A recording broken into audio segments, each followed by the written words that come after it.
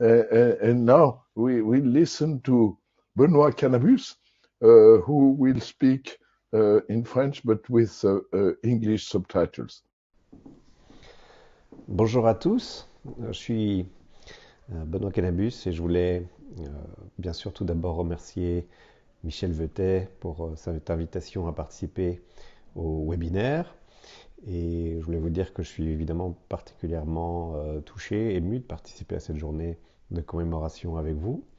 Alors dans le cadre de ma présentation, je voudrais revenir sur le sort des chrétiens d'Irak à partir de 2014 et singulièrement sur le sort des chrétiens qui ont été réduits en esclavage par l'État islamique. Donc je voudrais vous proposer ici une présentation qui est évidemment courte, mais qui se déclinera en 3 points. Le premier, c'est comment les chrétiens sont tombés dans les mains des djihadistes de l'État islamique. Le deuxième point, ce sera de voir quel a été, par quelques exemples, le sort de ces chrétiens mis en esclavage. Et puis le troisième point, je voudrais donner rapidement quelques éléments chiffrés pour pouvoir mesurer ce qu'a été l'épuration ethno-religieuse, comme ça a été reconnu par des instances internationales, des chrétiens en Irak. Alors, premier point, comment des chrétiens se sont retrouvés en esclavage dans les mains des djihadistes de l'État islamique. Chacun se rappelle, en 2014, cette très grande tache noire qui s'étalait sur toutes les cartes devant les télévisions et dans les journaux, qui était l'avancée fulgurante de l'État islamique et sur la Syrie et sur l'Irak. Elle a été fulgurante et donc les gens évidemment ont été dans une situation compliquée pour la réaction et surtout du fait de l'effondrement des armées kurdes, irakiennes, nationales, alors même qu'ils pouvaient penser en être protégés. Alors cette avancée fulgurante a fait que les gens de l'État islamique ont pu rapidement encercler complètement le Sinjar, qui est une montagne, et c'est là où résident les Yézidis. Et c'est ce qui explique qu'il y a eu un très grand nombre de Yézidis, hommes et femmes. On parle de 10 000 femmes qui ont été capturées par l'État islamique. Ils ont poursuivi leur avancée vers l'est, dans la plaine de Ninive, qui est la région qui était occupée majoritairement par les chrétiens. Et là, ils sont entrés très vite dans plusieurs villages où ils ont pu faire des prisonniers. Et puis, ils sont arrivés le 6 août à Karakosh. Les Kurdes, les Peshmerga ont promis de défendre la ville et puis ils se sont retirés en fait dans la nuit, laissant la population face à l'armée islamique. Les chrétiens se sont alors enfouis très rapidement, mais toute une série d'entre eux, pour à chaque fois diverses raisons, n'ont pas eu le temps. Surtout les plus âgés, les grabataires, certaines personnes qui n'avaient pas été suffisamment alertées ou qui ont réagi trop lentement, sont tombées aux mains de l'État islamique. Alors, au total, on parle en 2014 de 400 chrétiens. 400 chrétiens qui vont être faits prisonniers par l'État islamique. Et pour la seule ville de Karakosh, qui est un peu la capitale des chrétiens en Irak, on parle de 100 personnes. À peu près 50 femmes, à peu près 50 hommes. S'agissant des hommes, la plupart ont été exécutés directement dans la ville. Concernant les femmes, ils en ont relâché à peu près une vingtaine contre des rançons assez vite, qui sont les femmes qui sont, disons, les plus âgées. Donc il y avait, pardon de le dire comme ça, mais c'est la vérité, une valeur marchande moins importante pour eux. Et les autres ont été amenés en captivité à Mossoul. Donc, ils vont rester en esclavage pendant, disons, à peu près 2 ans, hein, pour la plupart d'entre eux, jusqu'en 2016, et le moment de la libération du territoire par l'armée irakienne. Alors, je voudrais dans un deuxième temps, un deuxième point, évoquer quelques destins pour qu'on puisse voir quel a été leur sort. D'abord, je voudrais dire qu'ici, je me base sur une documentation qui a été très importante, qui est très abondante et à laquelle chacun peut accéder, qui est la documentation faite par Hammurabi. C'est une organisation, c'est une ONG. Et elle est dirigée notamment en Irak par un homme qui est vraiment extraordinaire, qui s'appelle Youssef Yohanna Towaya, et qui est un personnage important, d'ailleurs du livre qu'on a écrit avec Sarah Daniel, et qui vous en parlera tout à l'heure, qui est un homme incroyable qui a documenté, un ancien professeur d'université, qui a été en tant que chrétien licencié de l'université de Mossoul, et puis qui a pris la tête de cette organisation, et qui a documenté un nombre considérable de crimes et de victimes de l'État islamique, des chrétiens bien sûr, mais pas seulement, c'est toutes les minorités. Donc il y a aussi des Shabaks, des chiites, des Kakaïs, toutes les minorités possibles. Et donc je vous renvoie, si vous voulez, une documentation très abondante sur le sort des chrétiens captifs et de toutes les minorités victimes de sévices de l'État islamique à la documentation d'Hammurabi. Elle est accessible en ligne sur le site de l'ONG. Alors, quelques destins comme ça, par exemple celui de Rania, qui est une jeune femme d'à peu près 30 ans, 35 ans à ce moment-là. Elle est capturée dans Karakosh avec son mari. Son mari est exécuté devant elle et elle est ensuite emmenée à Mossoul où elle est vendue à un Shabak musulman qui travaille pour l'État islamique et dont la mission est d'ailleurs de gérer les biens spoliés, volés aux chrétiens, aux minorités à Mossoul pour l'État islamique. Il finira, donc il l'épouse, il en fait une esclave sexuelle. Et elle va rester avec lui pendant 2 ans. Et finalement, il la revendra au moment de la grande avancée de l'armée irakienne. Et elle sera libérée à la fin des combats. Donc elle restera tout le temps de la guerre captive de l'État islamique. Un autre sort très différent, c'est celui de Christina, qui a beaucoup ému dans le monde. Christina, c'était une toute petite fille, 3 ans, qui a été arrachée littéralement des bras de sa mère par les djihadistes au moment où ils sont entrés dans Karakosh. Et on apprendra plus tard, donc son sort a été inconnu de cette toute petite fille, 3 ans, qui a été emmenée comme ça, devant les yeux de sa mère, et de son père qui lui est aveugle. Christina a été emmenée à Mossoul et on apprendra par la suite qu'en fait elle a été donnée à une famille de musulmans stériles, comme ça elle a été adoptée. Ce qui fait que, évidemment il faut relativiser mes propos, mais qu'elle a été relativement bien traitée puisque c'était une fille adoptée. Et elle aussi, elle a été libérée par l'armée irakienne, mais très tard, vraiment très tard, parce qu'elle a beaucoup reflué avec l'État islamique. Autre sort très différent, ceux de Smaïl et de sa mère Jeanne d'Arc. Toutes les personnes que je décline ici, je voudrais le préciser, ce sont des personnes qu'on a rencontrées. Donc on peut trouver la documentation chez Hammurabi, mais ici, les sorts de personnes que je vous prends, elles sont dans la documentation, mais c'est des personnes dont on a recueilli directement les témoignages. Alors par exemple, les témoignages de Smaïl et de sa mère Jeanne d'Arc. Smaïl a à peu près 14 ans quand il est fait prisonnier, sa mère a une quarantaine d'années. La mère, elle ne va pas être réduite en esclavage sexuel, mais elle va devenir domestique.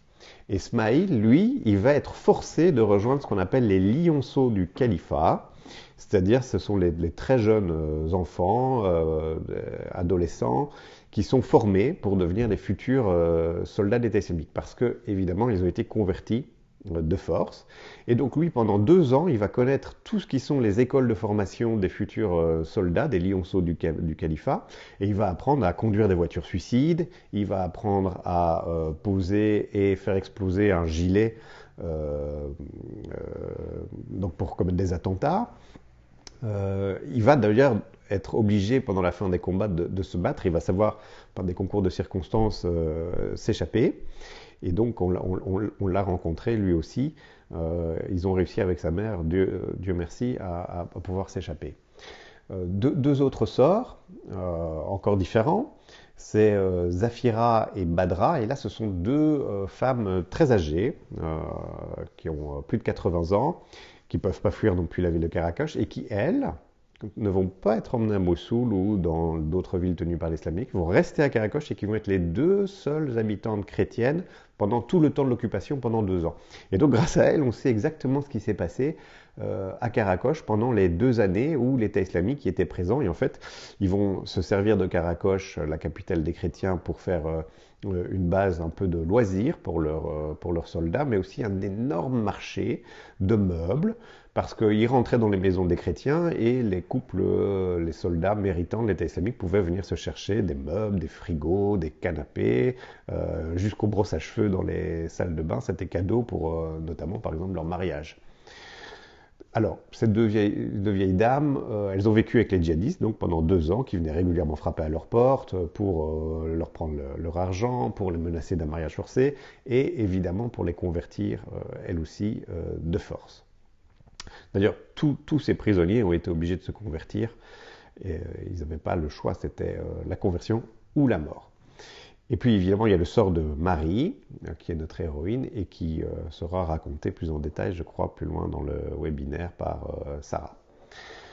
Alors, 2 points que je voudrais quand même dire sur le sort des chrétiens et des esclaves de manière générale, c'est d'une part, l'État islamique avait mis en place ce qu'on appelle un manuel de l'esclavage, qui avait été mis en place par le bureau de la propagande de l'État islamique et qui se voulait baser sur le Coran, la Sunna, la Sharia, mais qui, bon,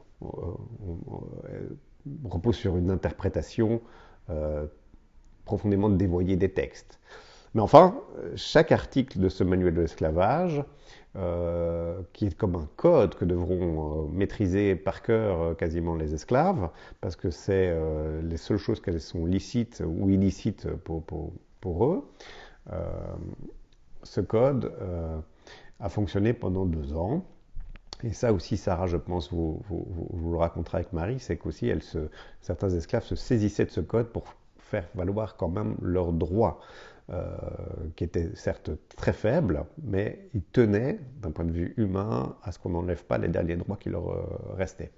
Alors, quelques exemples d'articles qu'on peut trouver dans ce manuel de l'esclavage, par exemple, on y explique qu'en cas de décès du djihadiste qui possède des captifs, eh bien, les esclaves sont considérés comme des meubles dans sa succession. Autre exemple, on ne peut pas jouir, par exemple, d'une captive si on ne l'a pas achetée à son maître précédent. On ne peut pas séparer une mère captive de ses enfants jusqu'à l'âge de 9 ou 10 ans, vous voyez, je ne vais pas vous donner, mais quand ils sont petits. On ne peut pas non plus vendre une femme enceinte.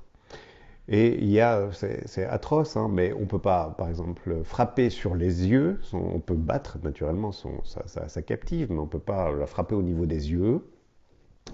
Autre chose, ce manuel précise même, par exemple, on touche vraiment à l'atroce, les règles pour ceux qui auraient des penchants pédophiles. Autant le dire comme ça, puisque ils disent que si on a des rapports avec une fille prépubère, on ne peut pas la pénétrer, mais on peut largement jouir de son corps et avoir une jouissance externe. On en est à ce niveau de détail dans l'atroce. Alors l'autre point, donc c'était Manuel, et l'autre point c'est la rançon. Il y aura au moment où l'État islamique va refluer, beaucoup de djihadistes vont essayer de vendre leurs captifs pour se faire de l'argent, essayer de quitter l'État islamique, déserter. Et tout un réseau de passeurs s'est mis en place, qui était très efficace surtout au niveau des yézidis.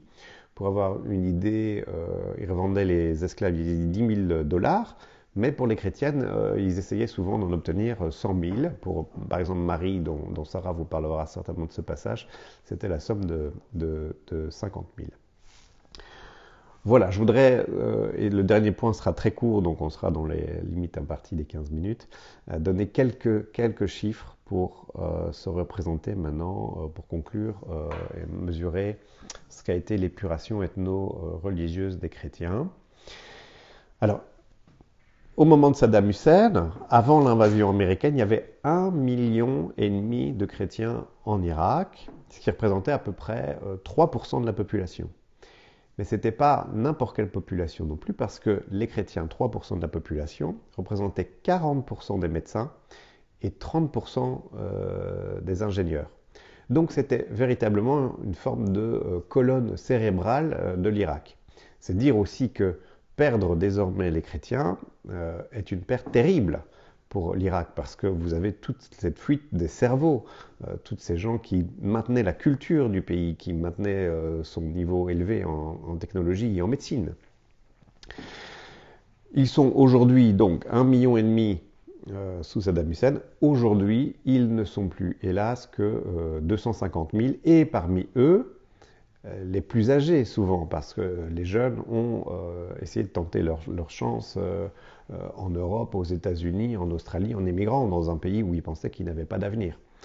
Donc ça veut dire que la population a fortement décru, et comme elle est âgée, elle va encore probablement décroître, et on est presque à un niveau où on parle d'extinction des chrétiens d'Irak, alors que, comme vous le savez, ils sont parmi les tout premiers chrétiens de l'histoire et des héritiers d'une très antique civilisation qui est celle des Assyriens. Pour bien le mesurer, il y avait sous Saddam Hussein 600 000 chrétiens à Bagdad, il en reste aujourd'hui 50 000. C'est quasiment le sort, en fait, et la comptabilité de ce qui a été et reste de juifs, par exemple, à Berlin ou à Varsovie. Il faut savoir qu'entre 2003 et 2014, donc avant l'État islamique, presque 1500 chrétiens ont été victimes d'assassinats. Les églises étaient victimes d'explosions, les commerces étaient détruits. Donc il y avait déjà un phénomène de vouloir chasser les chrétiens d'Irak avant même l'État islamique, y compris ici de groupes non pas sunnites mais chiites. Pour la ville de Karakosh, qui était leur capitale dans la plaine de Ninive, ils étaient 54 000 avant 2004. Ils sont revenus aujourd'hui dans une ville qui reconstruisent très courageusement, et ils sont au nombre de 24 000. Donc c'est à peine la moitié de la population, même pas la moitié de la population est revenue. Et au niveau de leurs habitations, il faut savoir qu'un tiers des habitations des chrétiens dans la plaine de Ninive a été brûlée, et brûlée avec des produits chimiques de sorte qu'on ne puisse pas les restaurer. Un autre tiers a été très gravement endommagé par les combats, bombardements, artillerie, combats de rue. Et un tiers des maisons ont été sont encore plus ou moins en bon état à la fin de la guerre. Mais cette destruction systématique voulue des maisons des chrétiens, c'est aussi leur lancer le signal que même si l'État islamique perd la guerre, ce pays n'appartient plus aux chrétiens et ils ne sont plus les bienvenus pour y vivre. Voilà, alors le point de la situation que je pouvais vous faire sur les chrétiens d'Irak, l'épuration ethno-religieuse dont ils étaient victimes, l'esclavage dont ils ont été victimes, le fait que beaucoup d'entre eux pour l'instant n'ont pas justice, et c'est quelque chose de terrible.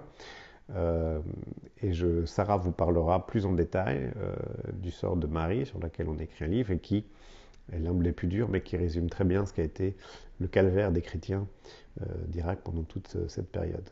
Voilà, je vous remercie beaucoup et je vous souhaite de fructueux travaux. Au revoir.